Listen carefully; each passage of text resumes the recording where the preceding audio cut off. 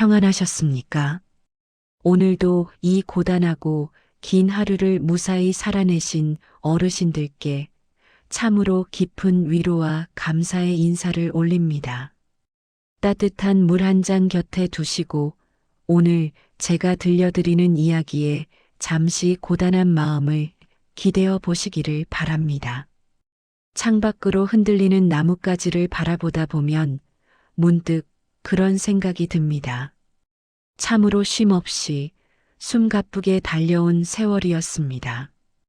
가족을 건사하느라 밥술이나마 끊이지 않게 하느라 내 입에 들어가는 것보다 새끼들 입에 밥 들어가는 것만 보아도 배가 부르다며 그렇게 억척스럽게 살아온 세월입니다.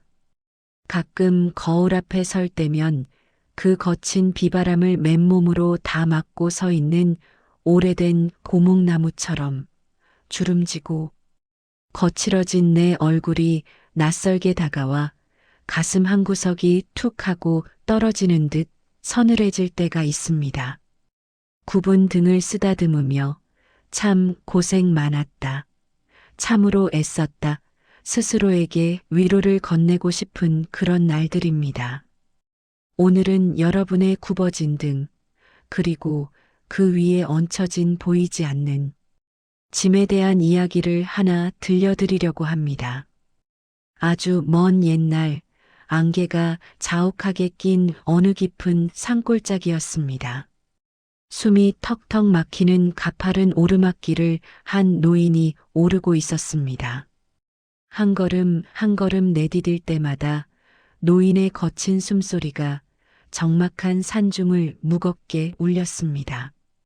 깊게 패인 이마에는 굵은 땀방울이 비오듯 쏟아졌고 흙먼지가 하얗게 묻어 쩍쩍 갈라진 발 뒤꿈치는 노인의 고단한 삶을 그대로 보여주고 있었습니다. 그런데 노인의 모습이 참으로 이상했습니다. 노인은 자기 몸집만한 아주 크고 무거운 바윗돌을 등에 단단히 짊어지고 있었습니다.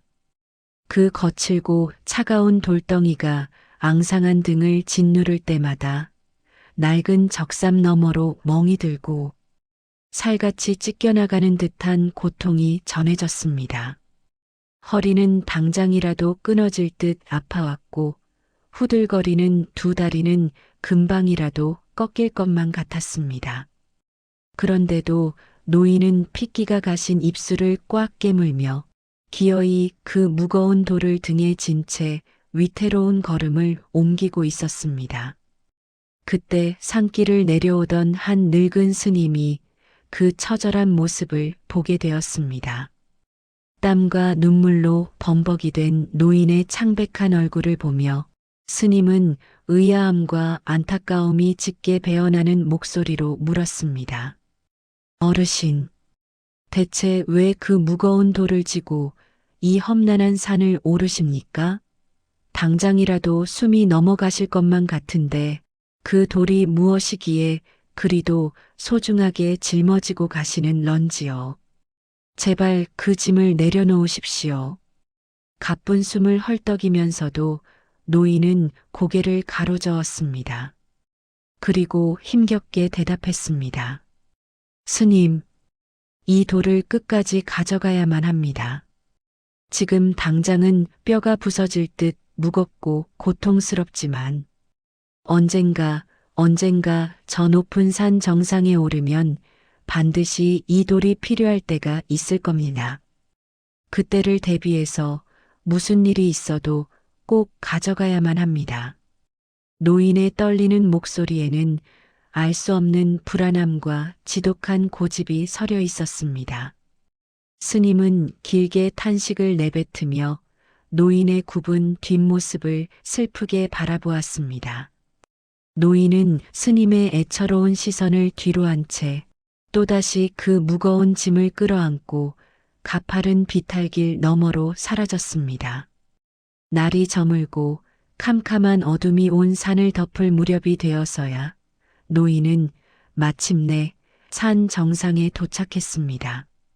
하지만 해냈다는 기쁨을 누릴 새도 없었습니다. 바윗돌을 땅에 내려놓자마자 노인은 툭 끊어진 인형처럼 그 자리에 털썩 주저앉고 말았습니다.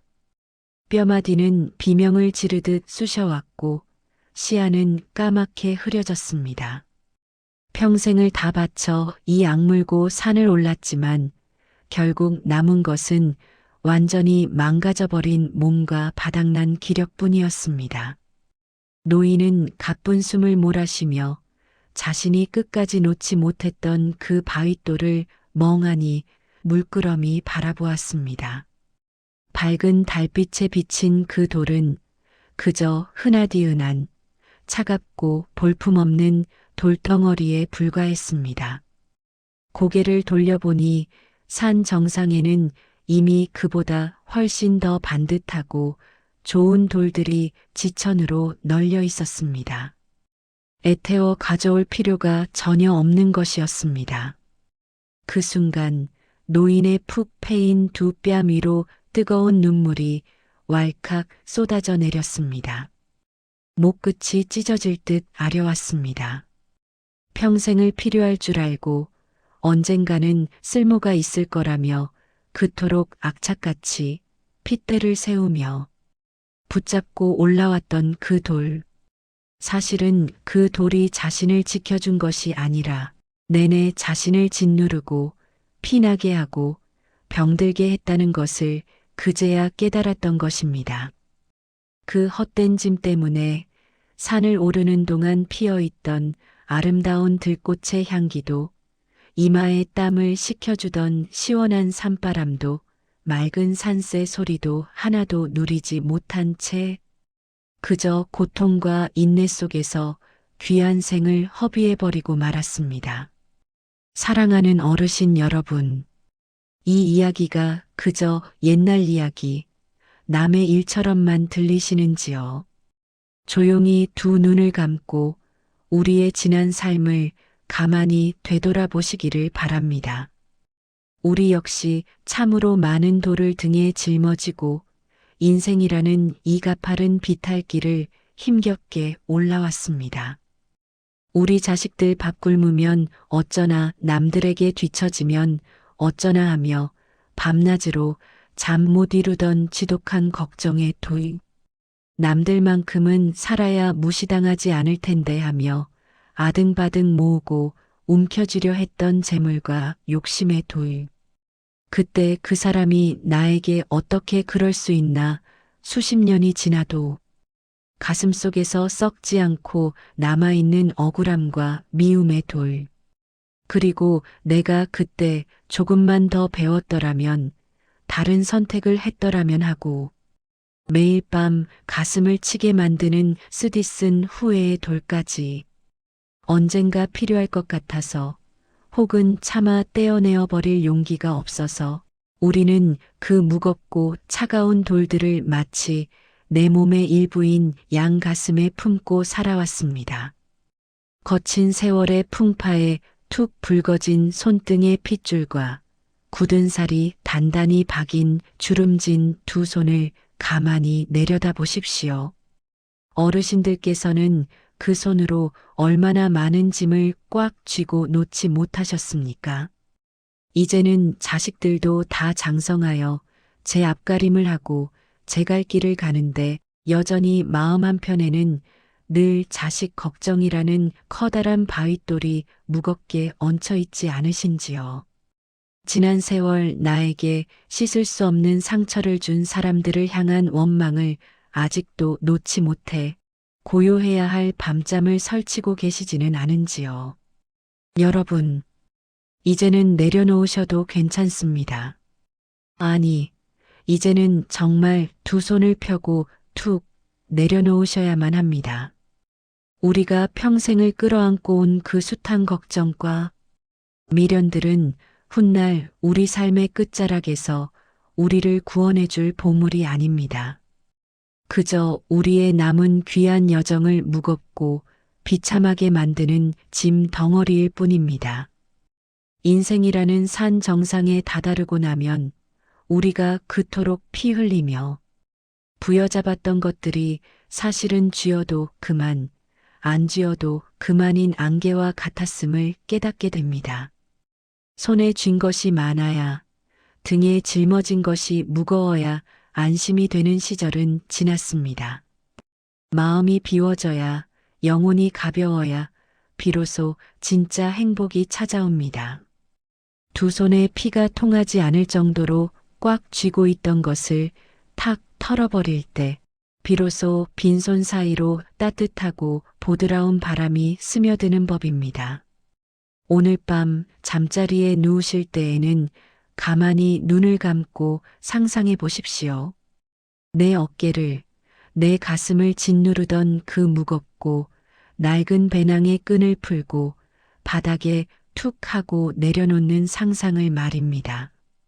어깨를 짓누르던 그 지독한 무게감에서 벗어나 아주 깊고 편안한 숨을 한번 크게 쉬어보시길 바랍니다. 다 지나갔습니다. 그리고 이제 다 괜찮습니다. 어르신들께서는 지금껏 살아오신 것만으로도 충분히 훌륭하셨고 누구보다 최선을 다해 인생의 산을 오르셨습니다. 아무도 알아주지 않아도 홀로 눈물 삼키며 견뎌온 그 시간들만으로도 여러분의 삶은 눈부시게 아름답고 눈물겹게 고귀합니다. 이제 남은 인생의 시간은 오직 여러분 자신만을 위해 가벼운 발걸음으로 걸어가시기를 바랍니다. 짊어진 짐이 없어 고개 들어 하늘을 볼 수 있고 길가에 핀 조그만 들꽃의 고운 색깔도 가만히 들여다보시기를 바랍니다. 주름진 뺨을 부드럽게 스치는 시원한 바람의 감촉도 온전히 느끼면서 그렇게 하루하루를 맑은 날의 소풍처럼 즐겁고 홀가분하게 보내셨으면 좋겠습니다. 여러분의 남은 여정이 가을 하늘의 송구름처럼 가볍고 봄날의 따사로운 햇살처럼 평온하기를 두 손 모아 간절히 기도합니다. 걱정을 내려놓은 텅 빈 마음자리에 하늘이 주시는 벅찬 위로와 평안이 가득 채워지시기를 바랍니다. 늘 강건하시고 오늘도 무거운 돌 짊어지느라 참으로 애 많이 쓰셨습니다. 아주 깊고 평안한 밤 되십시오.